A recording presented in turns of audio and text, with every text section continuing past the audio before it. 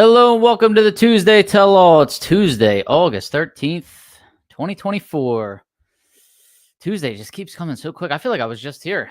Anyways, I can't believe it's August. We've got, 2 weeks till Indy. We've got the Brainerd National event this upcoming weekend. So August is busy, right? And then September then brings us my favorite race of the year, which is the Nationals at Maple Grove. The Pep Boys Nationals. Always used to be called the Keystone Nationals, which I think we should call it the Pep Boys Keystone Nationals. I think they should put the word Keystone back in there. Anyway, story for another time. What's going on, everybody? How's everybody doing? Let's go, Walt Walker. There he is. Happy Tuesday. Happy Tuesday, Walt Walker. Steve Cowan. Good morning from Australia. Man, how you doing? What time is it in Australia again? It's 8:30 p.m. where I'm at in New York, East Coast time. I'm not in New York. I'm in New Jersey, but Australia, I'd like to know. Rodney Cakel, there he is. Happy Tuesday. What's up, Rodney? Michael Borst, what's going on, buddy? Good to see you. George Wright, hello from Motown, Detroit, Rock City. Amcam, good evening, peoples. What is going on? I'm telling you. All right. Driverinterviews.com. That's my website, everybody. Go there, subscribe, like. I mean, you can like and subscribe wherever you are right now. Facebook, YouTube, what have you. Hashtag The Car Show. At Driver Interviews is the handle on all three of those channels. That's YouTube, Instagram, and Facebook. And I'd appreciate it if you want to buy a shirt, if you want to get a sticker, anything like that. That's where you do it, all right?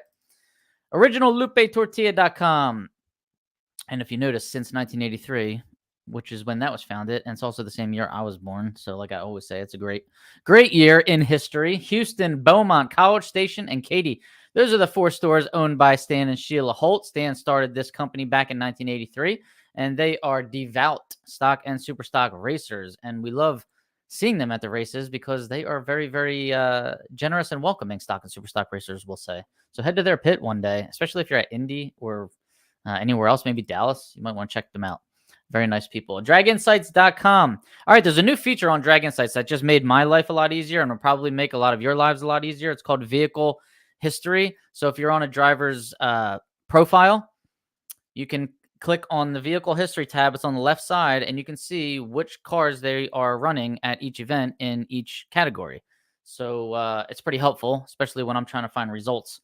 I can just see what kind of car they've been running all year, or like if they've switched classes, combos, years, makes, and or models. So Vehicle History is a new tab there on Drag Insights. Get yourself a free membership. I don't know if you are waiting for Christmas or what. I don't know what you're waiting for, but it's free. All you need is an email address, draginsights.com. Hit the register button. If you want a premium subscription and you want to see all the other people's stats, opponent stats, that is $79 per year, and that makes you contingency eligible. You can do all that at draginsights.com. There's also an analytics tab where you can see who are the fastest and baddest in each class if you want in stock or super stock or comp or whatever. So I went in there today because I just wanted to see who the quickest B stock automatic car was in all of 2023. So I went to the analytics tab and I saw, and I was amazed. So you might want to check that out, draginsights.com. Don Kennedy Race Car Insurance, 602-284-6240 or 1donkennedy@gmail.com. He's probably going to be on here very shortly.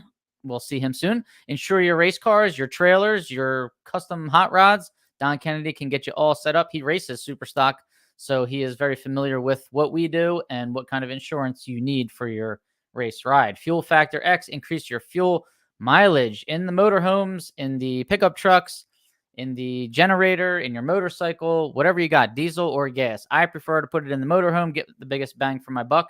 It's gotten me from 7 and 8 miles to the gallon to 9.4, 9.2, depending on where I've been this year. So the stuff works. Doug Deck is one of our loyal listeners on here. He's been sending his results. He's been getting like 4 extra miles per gallon. So he's really killing it in his pickup truck. So you might want to ask him all about it. Link is in the show notes, so if you want to purchase the product. Kenwood Welding and Metallizing, that's Tom Baker. How you doing? Tom's probably here right now. I got to get back to the comments, and hopefully he's not overworking himself. Tom Baker, who's been driving very well lately, I must say. Double O Green Hand Cleaner, Ambi Ampersand Soap. That is a contingency sponsor, a real contingency sponsor for the Lucas Oil series. And their double O green hand cleaner is like their signature product, which is really well. I use it in the garage, and I have some in the motorhome for when we're at the races. I really like it, and I have like dry skin, and this stuff is very it's very good for dry skin. It's kind of like a cream built into the soap, and smells pretty good too. And on top of all that, you can get it on Amazon and be contingency eligible. So double O green hand cleaner and PontiacEngines.com. That's Bruce Fulper, founder of that 428 cubic inch super stock combo that everybody likes to run and go very, very fast with. Right, Bruce? How you doing, Bruce? Bruce had a birthday recently. All right, who's out there, everybody? There's Don Kennedy. How you doing, Don? Good to see you, buddy. Hope I get to see you at Indy. I'm sure he'll be at Bowling Green. Joseph Eustace is on board here in North Carolina. What's going on, Joe? Everett Vassar, how you doing? Everett, good to see you. Ennett Morris is in the hood here. What's going on? Ennett joining us tonight. Terry Nolan from the great state of Tennessee. What's going on, Terry? And Steve Callan. I love Terry Nolan's car. You hear me say that every time I see Terry Nolan comment pop up. Steve Callan's 10:30 a.m. Wow. You guys are 14 hours ahead. It's pouring rain and a day off from work. In the shop assembling a 383. 383 Chevy. Excellent. All right. Good to know. Mike Sheehan, big winner this weekend from Langsburg, Michigan. What's going on, Mike? How you doing? Kathleen, Barry Anderson. Hey, Bob, Marlins are up 4-0. Oh, my God. I haven't even turned on the TV tonight yet. Close at Milan. Just let go of the break too soon. It happens. It happens. We've all done it, Rodney. Any update with Reinhardt? Where's Alan Reinhardt? Somebody let me know. Do you think we'll hear him at Brainerd this weekend? I really, really hope so, because I'm telling you, that guy is a treasure. We are really going to miss him if he is not coming back. Shout out to Randy running for the play-by-play at GLSSA, or Renee running. I think Randy running actually won out there in Michigan. Bill Marshall, what's going on? Bill, how you doing, buddy? Jimmy Carter, what's going on, Jimmy? How you doing? Doug Deck, there he is, back in Illinois. Bermuda last week was much nicer. No racing there though. Nah, you had to miss a race to go on a nice vacation. What's going on, Chris Epps? How you doing? We got Scott Cott in the house. What's going on, Scott? And we got Billy Ryder. Scott, wasn't it? I feel like it was your birthday or your brother's birthday recently, yesterday. And Billy Ryder, how you doing, Billy? Billy Ryder, the son of the famous Nick Ryder, who usually chimes in and says, I'm listening. So hopefully he does that soon. All right, we got some birthdays. We got a couple makeup birthdays. So July 31st, Chris Knudsen and Ron Urquhart, 2 Stock Eliminator standouts. Stan Germansky, August 3rd. Happy birthday, fellas. Sean Lang, August 5th, Division 1.90 racer. Logan War and Todd Irwin, August 7th. Happy birthday, Logan and Todd. Jack Mattias, Jumpin' Jack Flash, August 8th. Happy birthday, Jack. And Steve Wan, the Mopar, famous Mopar engine builder out on the West Coast, Modesto, California, August 12th, yesterday. Happy birthday, Steve Wan. All right. What's going on here? Scott, brother Dave's birthday today. Yours was Thursday. Oh, how about that? You guys are born very close together. I like it. Hey, Bobby, a little TLC on the Fairlane. All right. Like it. I saw another Fairlane. Oof. Did anybody see the Fairlane? Who was it? What was that gentleman's name? Mike Nottingham. Super stock E-automatic, 67 Fairlane in Seattle. Went into the wall. Oh, that was a tough one. I think it was Seattle. Was that Seattle where he was? Yes, I think it was. Ugh, that was painful to watch. So, Steven, good luck with yours. Peter Noriega. Oh, my God. How you doing? From down in Florida, right? Miami, Florida.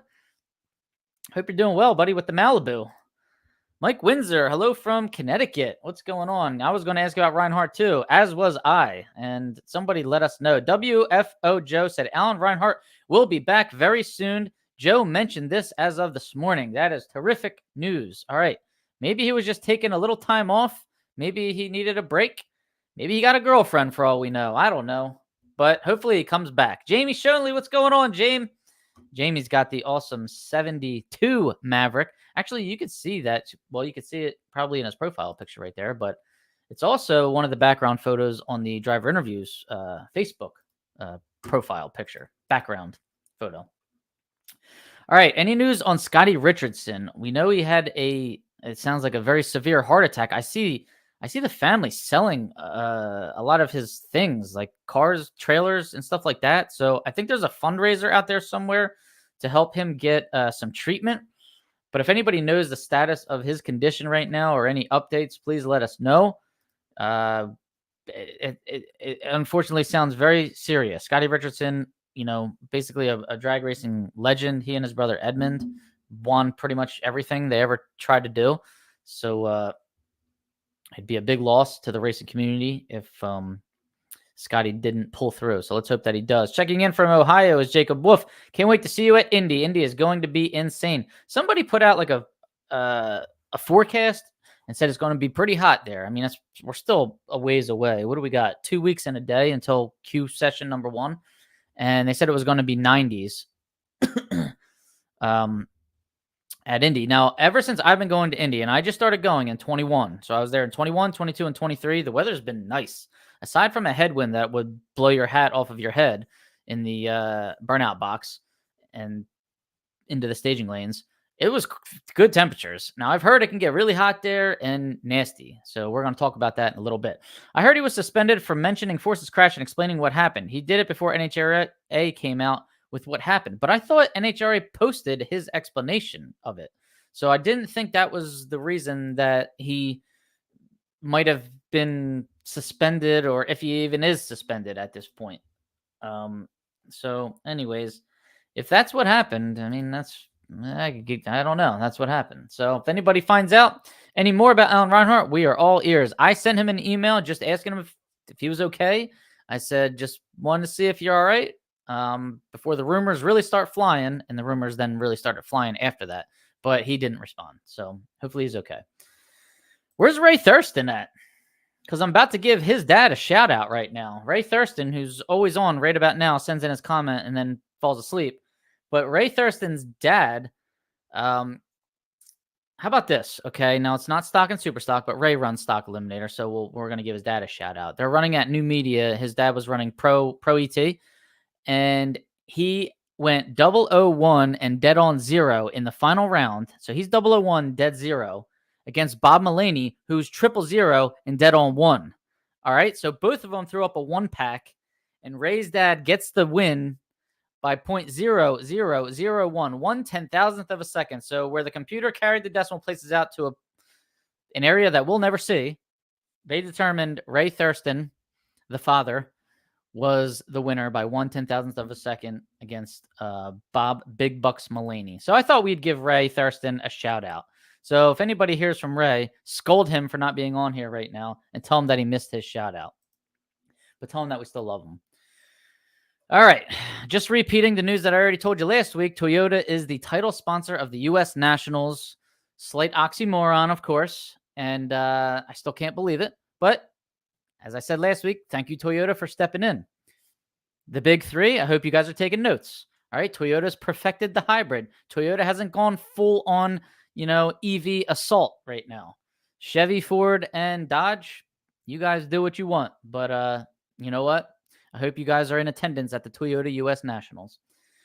How about this? Sox and Martin breathing a little fresh air, new life into the Hemi Challenge. So it's called the Sox and Martin Hemi Challenge at this point because Dodge has pulled back some funding for the event. This is a historic event, at least over the last, 20 years or so. So I enjoy it. I love the Superstock AH cars classes, the 68 Darts and Barracudas. I just think it's really fun to watch. I know it is a very, very expensive class to run. And I think participation was coming down a little bit. But Stock and Superstock, you know how they are. They're not for the faint of heart, especially cars like that. So I think it's a great show that needs to still be put on. And I'm glad Sox and Martin is doing it. Did anybody see that Charlie Westcott is coming out of retirement to drive a car? He will be piloting whose car is he driving? Anthony Rhodes' car. Anthony Rhodes. A car that I actually did an interview on a couple years ago, by the way. It's a 68 Barracuda, an original BO29 car, by the way. And that'll be cool to see because he might square off against Jason Line, who's going to be driving a Bucky Hess car. How about that, right? So Jason Line driving a Bucky Hess car. Charlie Westcott driving an Anthony Rhodes car. I think the Stocks and Martin Hemi shootout or Hemi challenge is going to be pretty interesting, and it's going to be on Friday. So I will be there for it, running around like a crazy person, trying to get footage, trying to stick microphones in people's faces. Hopefully, maybe Charlie Westcott will be up for an interview because I've never met him in person. He kind of stopped racing right about the time when I started, or a few years in, and I never got to meet him before. So would like to talk to him and see what's going on. Maybe I know he was trying to do some pro stock and was put together a whole program, was machining parts and going full bore. So I guess we'll see. All right, Jason Line and Charlie Westcott listed as entrants in the Hemi shootout, right? Too far to tell. Last year was nice Thursday and Friday. It was cool those mornings. It really was, wasn't it? So it was nice. Tom Gent tuning in a little late from Mooresville. What's going on, Tom? How you doing? A big announcement is coming tomorrow out of the Bruno Massel camp. Stay tuned to Bruno's social media, Competition Plus and Drag Illustrated. All right, that sounds interesting. Can't wait to see what goes on there. George Wright, Charlie drove at the Sports Nationals at Columbus. Did he? All right. Did he? Huh. I must have missed it. Or I guess I didn't look at the list that closely. Soon we'll see Toyotas running in pro stock, just like they invaded NASCAR. Well, you know what? Why not? They deserve to have their brand in there at this point if they're putting up money to be a title sponsor.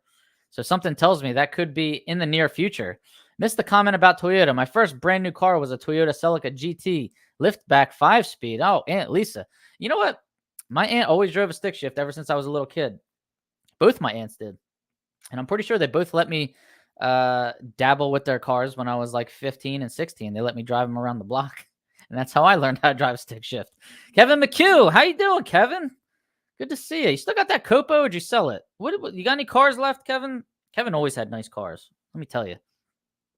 And a hell of a nice guy, too. Out of Pennsylvania. Doug Core, the Hemi cars are looking strong for Indy. Yeah, no, I can't wait. Can't wait. All right, what else do I have for you? Okay, you probably all saw this. So the NHRA technical department wants to remind stock and super stock competitors that the use of coolers, chillers, etc. are prohibited outside your pit. Now, I've never known the rule to be that, okay? I know that you are not allowed to chill, we'll say. And that's a term that I don't know, what's the definition of chill?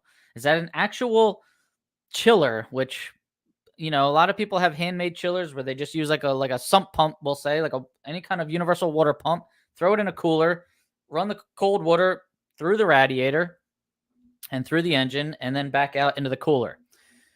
That's what we call a chiller. Now, other people just take a big bag of ice and a towel and throw it on the manifold and call that, you know, their method of chilling. So the deal was you weren't allowed to do that in the lanes. So everybody kind of gathers right behind the staging lanes and does it, especially at Indy. People will do it at other races too throughout the year. If you got like a heads up or something like that, you see it. It's cool. I love it. You watch them. They're up at the top of the hill or in the back of the staging lanes, and they're getting ready for a round that we're all kind of like trying to see what's going on. We want to know what's happening. And we all like to see when people put it on kill, just see how fast they can go. It's exciting. And, you know, it's a break from the norm, we'll say. Anyways, they put out this rule that says you're not allowed to chill outside of your pit spot, which is, I don't know. That's a little different than years past, I thought. But it can be a little unfair too. I mean, I was lucky. My first year at Indy, I was pitted literally right behind the staging lanes. I could, if it wasn't uphill, I could have pushed my car, you know, from my pit spot to the staging lanes. But I had to fire it up, get it up the hill, and then I could click it off, and I was fine. But there are people at Indy and stock and super stock racers that are pitted way out. So at least a half a mile, we'll say, because they're down near this. If you went to the sand trap and turned left, there are a lot of stock and super stock cars pitted in that area and, you know, all around that area. So pit spots now, all of a sudden, if you are forced to chill in your pit spot just became very, very important, we'll say. All right. So what other people do before this rule came out is they'll kind of chill in a buddy's pit spot that's close to the lanes. I know, like, Marty Reinhardt's always close to the lanes, and I would see 4 or 5 cars next to his pit spot chilling. And literally the road that leads up to the lanes, everybody's chilling. And you know what? It adds to the drama. It adds to the excitement. I created a pretty cool reel last year with the Foreigner song, Cold as Ice, and it was kind of a hit. But I thought it was really cool. I love this aspect of class racing. And for them to put out a ruling like this, I know they're trying to keep the water off the track and trying to keep water kind of maybe out of the staging lane so people aren't driving through it right before they go onto the track. But don't forget, they're driving through a burnout box too. So a water box, I should say. So anyways, I think there's going to be a little more clarification for this rule. I think it may just go back to you just can't chill on the lanes. I think. I don't know for sure, but if anybody else knows anything, somebody let me know. All right. Here's my thing. All right, and I know I'll catch a lot of hate mail for this. Stock and Super Stock. This is a special event for them. This is like the Super Bowl. Okay. At this event, we are unlike any other category in the Lucas Oil Drag Racing Series at this point, right? We're qualifying. We're trying. You're squeezing out every hundredth of a second to try and make a field. You're trying to earn the right to race first round, on Saturday, we'll say. Other categories are showing up, making their 2 time runs and all run field and running their first round of eliminations. It's business as usual for some of the other categories. Stock and Super Stock have to go through a lot more. And on top of this, they're trying to win class eliminations, which is a big deal. And it shouldn't not be considered a big deal. And NHRA should definitely not consider that to not be a big deal, right? Could be a couple double negatives in there. It's a big deal is what I'm trying to say. And I just don't want to demean what we're trying to do, what Stock and Super Stock are trying to do, okay? This is what people literally spend so much time, money, investment, trying things, buying parts, spending money on this. It works or it doesn't work. Spending money on that, it works, it doesn't work. It's just, this is what Stock and Super Stock lives for, okay? Trying to qualify in a field that's not an all-run field. And you know what? That requires chilling. That requires doing a lot of things that, I don't know. I'm hoping NHRA doesn't really squash, all right? So that's my take on it. I hope they at least let you chill near the lanes. But this also, if you're not allowed to chill outside of your pit spot, it creates a dangerous environment in the pits now because people will fire their car up at their pit. They'll throw it in gear, stomp on it, get it up to about 20 miles an hour, shut it off, and coast, okay? And not a lot of these cars have horns, right? Let's be honest.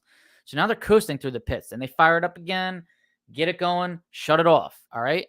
There's people walking. There's people not paying attention. There's people on golf carts. How many people are on golf carts that are just in front of you when you're in your race car and they're not paying attention and you're trying to get around them and you just can't, right? Somebody's going to get hurt if people are trying to keep their cars cool. They're not allowed to chill and they just keep firing up, coasting, firing up and coasting, all right?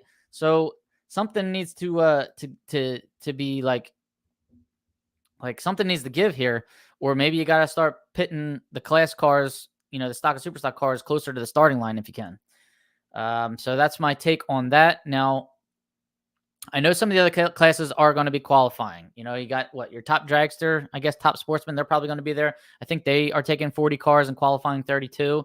So yeah, they're going to be qualifying. Comp, who knows how many comp cars are going to be there. I think only 13 are on the entry list as of this point, but that will probably increase as time goes on. So I don't know. I think with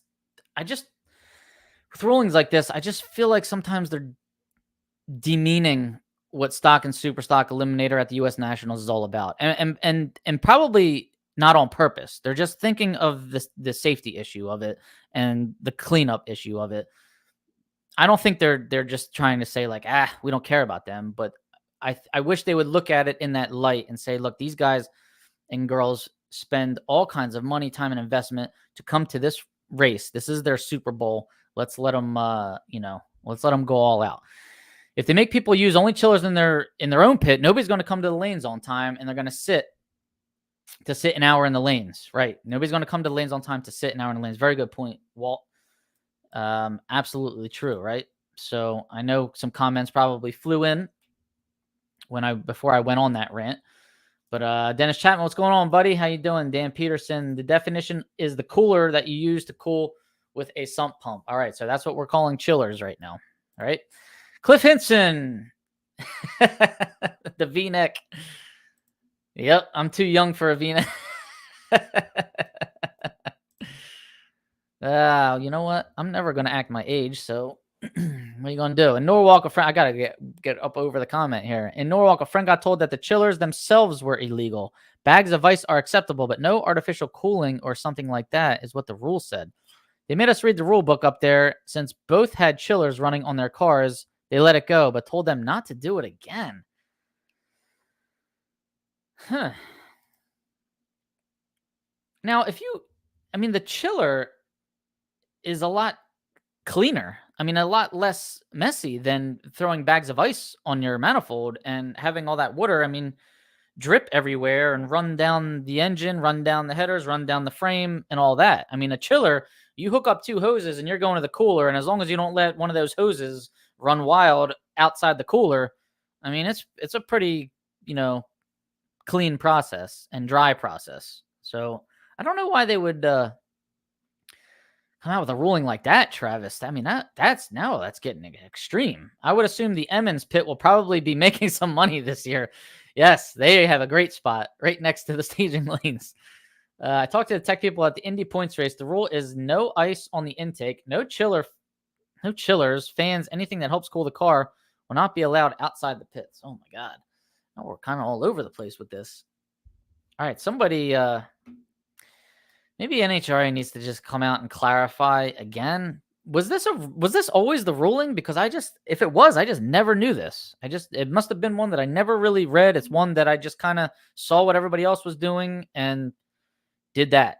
I got scolded one time a couple years ago at the Nationals for having a bag of ice on my manifold in the lanes. That's when I learned that you weren't allowed to have ice on your manifold, or, you weren't allowed to do that in the lanes. So somebody came along and told me, you're not allowed to do that.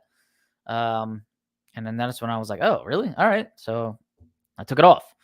But I did not know all of these other rules with the chillers. Now, I got to go back and really read this rule book. This is a little crazy. So let's see. I'm going to read what they said on NHRA Racer. Okay, so the NHRA technical department wants to remind stock and super stock competitors the use of coolers, chillers, etc. are prohibited outside your pit. Any method of artificially cooling or heating fuel is prohibited. All right, so I really think that pertains to like dry ice, and I don't know what else people are doing to cool fuel. Is somebody going to stop you from putting fuel in your cold motorhome trying to cool it down? I don't know. Cool cans, wet towels, etc. are permitted in stock, and all the categories. Wet towels, rags, ice, etc. must be removed before the vehicle leaves staging area. Okay, wet towels, rags, ice, etc. must be removed before vehicle leaves staging area. Coolers, chillers, etc., where permitted, are prohibited outside of the competitor's pit. Ambient temperature air only. Cooling or otherwise changing the conditions of the intake air is prohibited. Spraying of intake with any artificial spray or coolant is prohibited. All right, so you can find that on NHRAracer.com. Okay, so they are pretty specific about that. There's arguments and whatnot going on, classracer.com, people chiming in, people getting upset with each other, and people that are just confused, kind of like I am right now. All right. I was told they will have people checking for it. Oh, boy. All right. So be ready, guys. Mike McMahon, what's going on? Mike, I love when they call you Mike McMahon on when they're announcing you. I don't think they realize that your last name is pronounced McMahon, unless I'm the one pronouncing it wrong. What's up, Darian Houston? How you doing, buddy? I need to read the rule book again on it, but we definitely need some clarification. Yeah, you're right, man. I'm confused. I'm confused. All right. Country Dog says ice is for beer. Oh, the Country Dog. How's he doing? There's Ray Thurston. He's in Milwaukee, Wisconsin this weekend. You're early for out here. All right. Well, at least you're not going to bed right now. We gave you a shout out earlier. Hopefully you heard it. And congrats to your dad. That was a hell of a package right there. Can you use a fan? Hopefully. Don't they have anything better to do? I don't know. Like I said, I think they are just they're focused on the cleanup, the safety, things like that. I get it. But I just don't want them to demean what everybody's trying to do. There's a reason we're doing this in stock and super stock. This is a very special event. We're trying to qualify, trying to win class, bragging rights, money, actual money for winning class, right? It's just the U.S. Nationals. Treat it that way. Hey, Santi Grossi, what's going on from Southern California? Lucky guy. Santi Grossi's got some, that whole family's got beautiful cars. My goodness. Margaritas need ice too. That's when you go to the Stan and Sheila Holt pit. Get your margarita. I got it right. All right. So they have it wrong. I'm not even a professional announcer. I can barely read. Pete Lanciers, greeting from Petco Park. Of course, where else would he be, right? I taught him everything he knows. We know you did, Ray. We know you did. Have a designated area for chilling. Well, Darcy Clark, with wisdom, that's a good idea. Maybe we could make that happen. I don't know where it would be, though, Darcy, because there's so many cars at this event. You got 150 cars, and you're trying to get them in the staging lanes, and they're all kind of hanging in that back area there, trying to chill. So where would it be? Where's there a big plot of land for them to do it before the staging lanes? Anybody knows? Let me know. Now this year, I know they knocked the tower down, and they're going to start pitting the sportsmen on the other side of the track where the pros always were, and they're going to move the pros over to where the sportsmen always were. But that's not happening this year. That's not happening in 2024. 2024 is going to be the way it always was, where we're going to be pitted on the left side of the track, and then next year, 25, apparently we will be on the other side of the track. So I don't know if that's going to cut the drive time down or not. And don't forget, I mean, they're going to have to put a scale on the other side of the track because, I mean, would we be pulling off the left side of the track, doing our weight and fuel check, and then having to drive all the way around to the other side? I'm not a big fan of those long drives after a run. That engine's cooking. Greetings from NorCal. What's going on, John Winslow? How you doing? Pete Ducko down in Florida. How you doing, Pete? Good to see you, buddy. Almost sounds like they're trying to slow the cars down. Never. Don't do that. I hope not. Move that Lucas truck. Chill here. That's what Rodney already said. The Emmons pit is going to be a very busy area, right?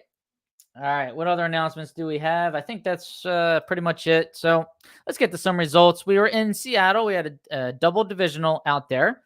D1 had an open in Cape Breton Dragway. That's in Sydney, Nova Scotia. D5 had an open in Rock Falls, Wisconsin, and a Midwest Class Racer event as well. And who else? D3 had an open in Milan, Michigan. So it was like a bunch of opens outside of D6. And they also had a Great Lakes Stock Superstock Association. So we'll start in Seattle. Number one qualifier, Joe Sorenson.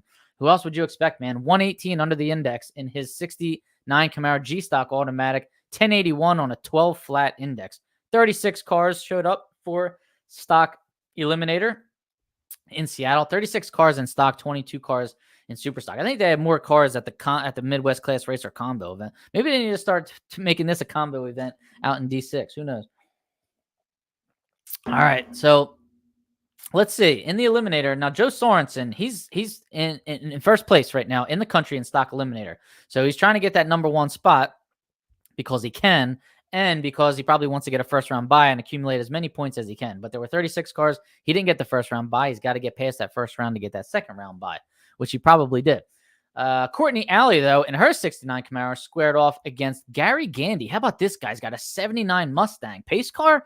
How about that? U-Stock Automatic. Courtney's got an A-Stock Automatic big block Camaro. She's 062 on the tree, dials a 1030, runs a 1033. Gary Gandy in the U-Stock Automatic dialed 1418. 14-second car making it to the final. Gotta love it. Runs a 1419 on a 1418, but he was 103 on the tree, giving the win to Courtney Alley. Congratulations, Courtney. That's Jackie Alley's daughter, and that's her first Lucas Oil Series win. Congratulations. Way to go. She was 006 in the fourth round against Cal Method. How about that? 017 in the third round against Jeff Lane. Man, she took the rough road to the final. Congratulations, Courtney Alley. And in super stock. So, mind you, Joe Sorenson made it to the fourth round there. Gary Gandy took out Joe Sorenson in that fourth round. So, Gary Gandy showing off his driving skills there in that 79 Mustang. But Sorenson picked up more points there. Superstock, Casey Youngstrom, Factory Superstock C, 2016 Camaro #1 qualifier, 869 on a 965 index, 95 under, 22 cars in Superstock. As I said earlier, we had a heads-up final round. How about this? Superstock J Automatic, Daryl Stobe in a 64 Chevelle going up against Dave Jung in a 96 Camaro. Daryl was 122 on the tree, ran a 1031 at 124 miles an hour. Dave was 075 in his Camaro, but only ran an 1148 on the 11 flat index. I didn't get to see this one, so I'm assuming maybe he spun. He only went 94 miles an hour, so kind of an uneventful Superstock J Automatic heads up. Not what you really want to see. And if somebody knows what happened there with that final, let me know. Congratulations, Daryl. That's his first win there at the Lucas Oil Divisional Event Series level. Congratulations. And as we know, as I said earlier, Mike Nottingham did a nice wheelie in a Superstock E-Automatic 67 Fairlane, but came down, hooked to the left. He was in the right lane, hooked it left. I guess when he tried to correct it, I think when he was in the wheelie, he was headed toward the wall and then probably hooked it left and then head on into the wall. And that didn't look too good. It pushed the wall, actually. So I hope he's okay, and I hope he can get his car fixed, because that's a really pretty Fairlane from what I saw there on the big screen. Mike Nottingham, I think he's out of Canada. All right, race number 2. Joe Sorenson qualifies #1 again. 38 cars. We got 2 more Stock Eliminator cars that showed up. He qualified with a 1088 on a 12 flat. Reminder, G Stock Automatic 69 Camaro, and he made it to the final round against Cal Method in a 68 Nova H Stock Automatic. Joe Sorenson dials 1130, runs an 1131 after cutting an 039 light. Cal Method 012 on the tree, dialed an 1138, took a little too much stripe down there, breaking out with an 1135.9 at 108 miles an hour. He was on the brakes. It just wasn't enough. So gave the win to Joe Sorenson. That's his 13th divisional event win, and even more points to stretch out his lead in Stock Eliminator in the country right there. Congratulations, Joe Sorenson. And then Casey Youngstrom qualified #1 again. So we had the same #1 qualifiers at both races. Factory Superstock C, 2016 Camaro, 866 on a 965, 99 under, only 19 cars in Superstock at a divisional out in Seattle. Jody Lang, 81 Malibu, GTO Automatic, in the final round against Sheldon Erfel, 1996 Olds Achieva, GTJ Automatic. 064 on the tree with Sheldon. That's not going to do it against Jody Lang. Jody was 011 on the tree and ran dead on with a 2. 1082.2 on a 1082. Sheldon dialed 1010 and was 1007 on the breakout, giving Jody Lang his 61st divisional event win. 61. Where do you put all those trophies? Congratulations, Jody Lang. He had to take out Brad Burton in the semifinal, and he was 007 on the tree to do it. And then he took out 2 Youngstroms in second round and third round. So I don't think the Youngstrom family is too happy with Jody Lang right now. All right, what else? Cape Breton Division 1 Open out in Canada. How about this? Kelly McKay in an E-Stock Automatic 71 Dodge Demon got the win over Mike Ingram. I've been hearing Mike Ingram's name a lot in these D1 Canada Opens, so he's been driving very well. Congratulations, Kelly McKay, though, on that win. That's an 8th mile track there. You can find video of that on the Facebook page for these Division 1 Canada Opens. So be sure to check that out. And then what? Brian Zenzen gave me results from Rock Falls Raceway, D5 Open, and Midwest Class Racers. Saturday's race was sponsored by C-Tech Cabinets. The winner was Logan Wernay. He got $2,000 for that. Runner-up was Matt Lund. He got $1,000. Pretty cool. Way to go. Sunday's race was sponsored by B&K Trucking. So Jamie Haugard got $2,000 for that one. Congratulations, Jamie. And the runner-up was Rodney Thompson, who got $1,000. Way to go. All right. Moving on to D3, Milan, the National Open. How about this? #1 qualifier in Stock Eliminator, Robert Holmes, K-Stock Automatic 77 Firebird, 133 under the index. All right, just a little preview for whoever is going to Indy to run K-Stock Automatic. Robert Holmes might be there, and he's pretty freaking fast. 1131 on a 1265 index, 133 under in the Firebird. And then Jeff Myers, Factory Superstock E, 2015 Copo, #1 qualifier in Superstock, 879 on a 1005 index, 129 under. Beware Factory Superstock E if Jeff Myers is in town. Mike Delahanty got the win, though. A Stock Automatic 64 Belvedere, hashtag the car show, 10045 on a 1005 dial. It was 070 on the tree. He won stock over Brent Calvert. What's Brent Calvert doing in Milan, Michigan? Factory stock A, 2014 Mustang, 890 with a 1 on an 891 dial-in, 060 on the tree. Neither driver was that great on the reaction timer, but Mike Delahanty gets the win on a double breakout. Brent Calvert, all the way from Lancaster, California, came into Michigan to run this event. Nice. He's got a 2014 Mustang, as you would expect from the Calvert family. They all got Fords. All right, who else? Superstock, Randy Running, dialed 936 and ran a 935 over Matt Hewitt, who dialed 974 on a 972. So congratulations, Randy Running, on your win in Superstock. And then there was a Great Lakes Stock Superstock Association race on Sunday, combo race.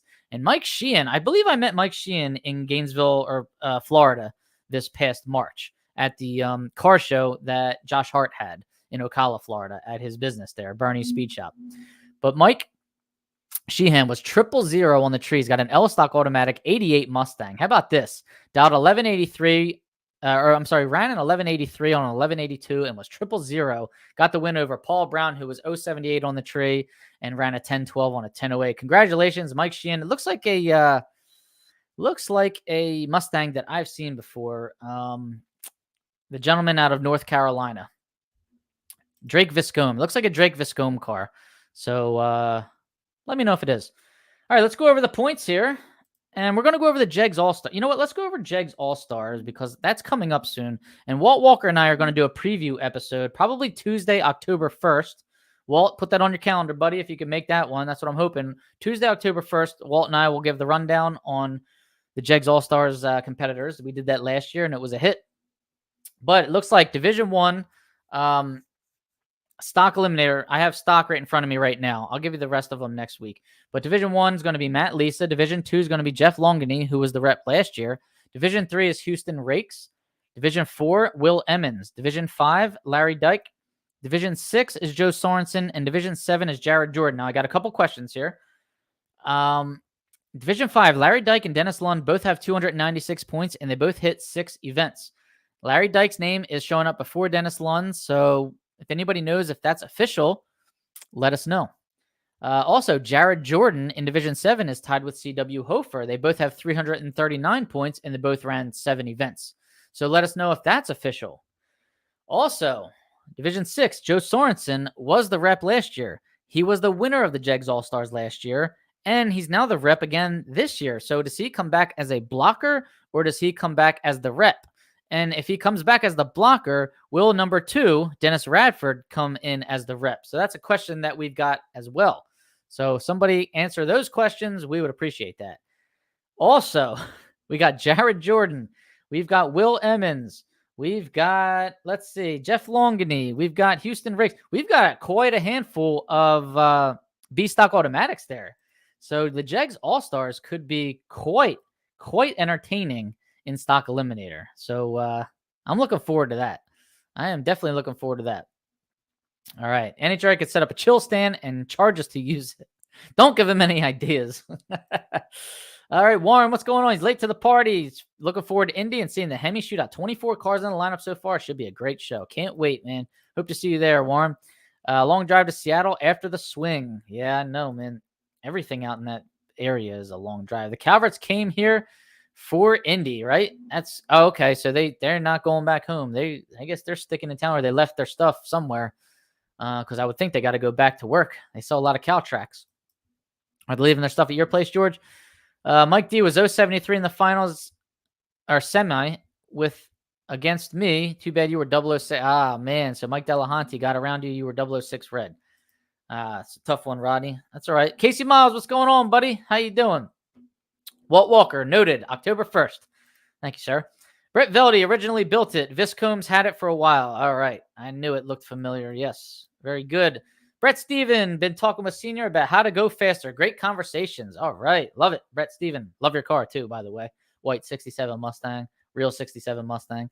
I get a bunch of crap about mine. George Wright. Oh, he's left it at Jimmy Ronzello's. All right. Very cool. Very cool.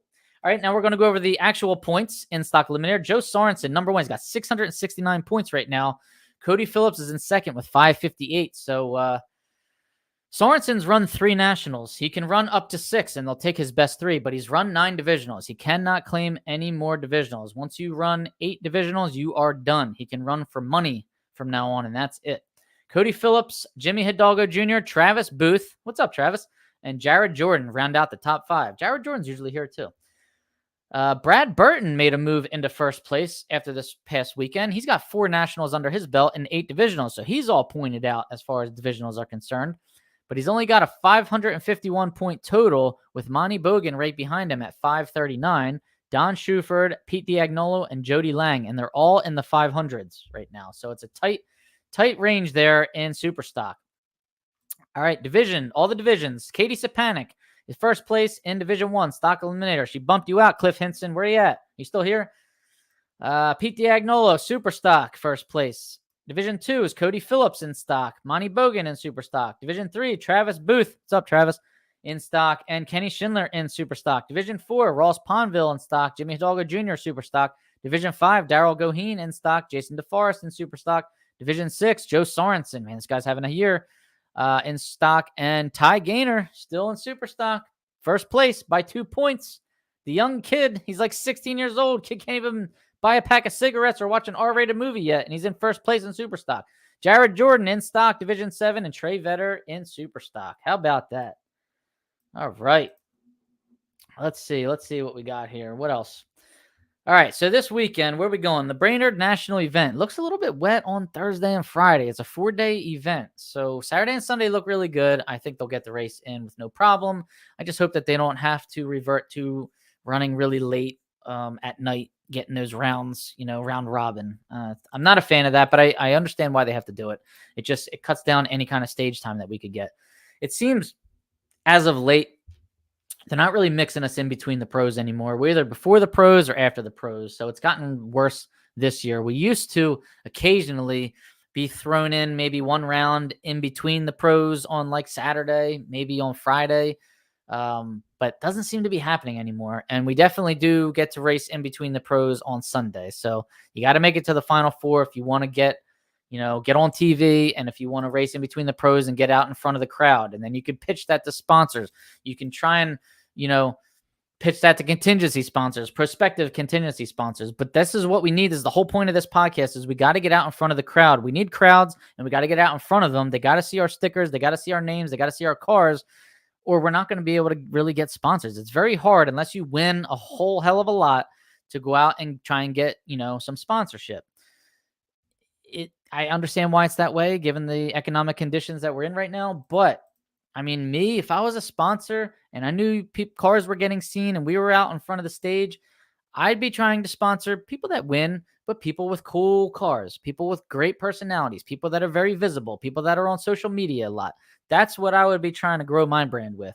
But it really, really, really takes eyeballs to see these cars and these people and all of the above, right? So, again, whole reason why we're doing this. 4 B-Stock automatics in the semis of the All-Stars. A boy can dream. Hey, man, don't count Sorenson out. But isn't he going to build a big block pretty soon? Hopefully he does, man. Maybe he'll have one done. Maybe he'll have one done for the All-Stars, right? That would be amazing. George Wright, they're also running the JRP combo race next week and then the NMCA race at Norwalk. All right, combo races Saturday and Sunday this weekend at Beach Bend. Man, we got them all over the place. All right, so there you go. You got that. What else do we have? We've got Division 1 at Epping. I'm not going to be at Division 1 Epping this year, but the weather forecast looks very good. So be careful. Have fun up there. Anybody that goes to Epping, New Hampshire, that's New England Dragway. I do have the JRP Stock Superstock Combo Series this weekend, August 18th at Milan Dragway. And then the races that we just talked about there. Also, I want to remind everybody, September 7th and 8th, we've got the Cecil County Stock Superstock Combo Association races, Mid-Atlantic Stock Superstock. $2,500 to win both days, $100 entry fee both days, and we've got the points fund that pays at least $2,000 to the first place finisher, $1,000 to the second place finisher, and $500 to the third place finisher. The reason I say at least is because I did hear another sponsor chimed in and is going to throw another $500 in, but I don't know where it's going.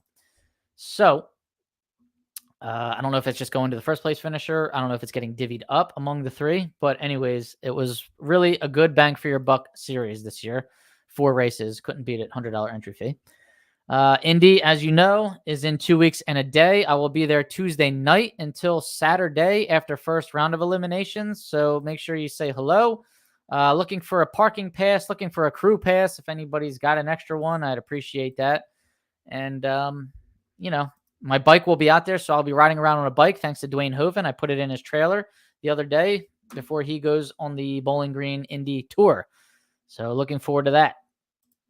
All right. What else? I think that's pretty much it, guys. Hopefully I didn't miss anything, but you know me, I always do, especially at 9-something at night.